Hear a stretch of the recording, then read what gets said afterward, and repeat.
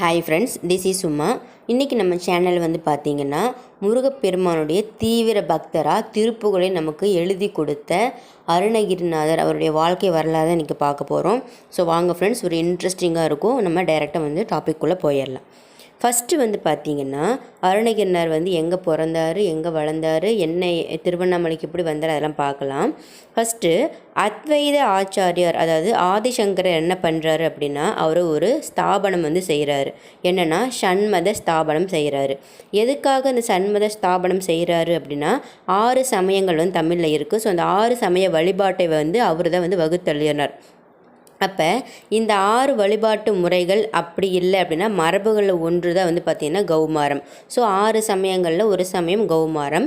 இந்த மரபை சார்ந்தவர்கள் தான் வந்து பார்த்திங்கன்னா மதிப்புடனும் மரியாதையுடனும் குமரனை, ஸ்கந்தனை, சண்முகனை மற்றும் கார்த்திகேயனை பரம்பொருளாகவே போற்றி வழிபடுகின்றனர்.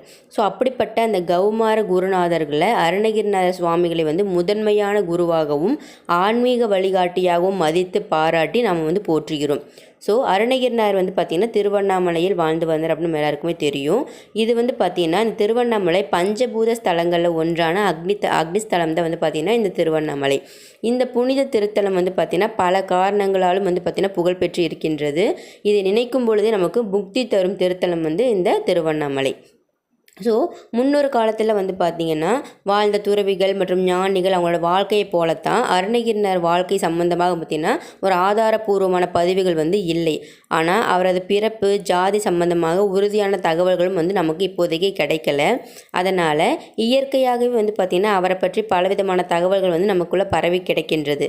ஸோ அவரை பற்றிய சிறு சிறு விஷயங்களில் வந்து பார்த்திங்கன்னா பல்வேறு விதமான தகவல்கள் வந்து ஒவ்வொருத்தவங்க ஒவ்வொரு மாதிரி வெளிப்படுத்திட்டு இருக்காங்க. ஸோ இதில் எது சரி எது தவறு அப்படின்னு சொல்லி நம்மளால் அறிந்து கொள்ள முடியாது. ஸோ அருணகிரிநாதரோட வரலாற்றை வந்து பார்த்திங்கன்னா அதிகமாக படிக்க நமக்கு அதிகமான குழப்பங்கள் தான் வந்து பார்த்திங்கன்னா மனதில் ஏற்படும். ஸோ இப்பொழுதுக்கு நான் வந்து விசாரித்த வகையில் ஒரு சில அருணகிரிநாதருடைய குறிப்புகள் வந்து உங்களுக்கு நான் சொல்கிறேன். ஸோ மெயினாக அது என்ன அப்படின்னா, அருளாளர் அருணகிரிநாதர் வந்து பார்த்திங்கன்னா போற்றத்தக்கக்கூடிய வாழ்க்கை வரலாற்றை வந்து அகச்சான்றுகள் மற்றும் கல்வெட்டு சான்றுகள் அடிப்படையில் வந்து இப்போ நான் வந்து உங்களுக்கு சுருக்கமாக வந்து சொல்ல போகிறேன். அது என்ன அப்படின்னா, வட தேசத்தில் இருந்து வந்து திருவண்ணாமலைக்கு பக்கத்தில் இருக்க முள்ளந்திரம் மற்றும் பிற கிராமங்களில் வந்து குடிபெயர்ந்த கவுட பிராமண குடும்பத்தில் பிறந்தவர் தான் வந்து யாருன்னு பார்த்தீங்கன்னா அருணகிரிநாதர். இவர் திருவண்ணாமலையில் வந்து வாழ்ந்து வந்தார்னு நான் சொல்லியிருக்கேன். ஆனால் அவர் இளமை பருவத்திலிருந்தே தமிழ் மற்றும் சமஸ்கிருத மொழிகளை வந்து கற்று தேர்ந்தெடுக்கின்றார். ஸோ தமிழ் மற்றும் சமஸ்கிருதங்கிற இந்த 2 மொழியிலுமே வந்து பார்த்திங்கன்னா அவர் மிகவும் சிறந்தவராக விளங்கியிருக்கிறார். அவருக்கு நன்கு கல்வியும் வந்து பார்த்திங்கன்னா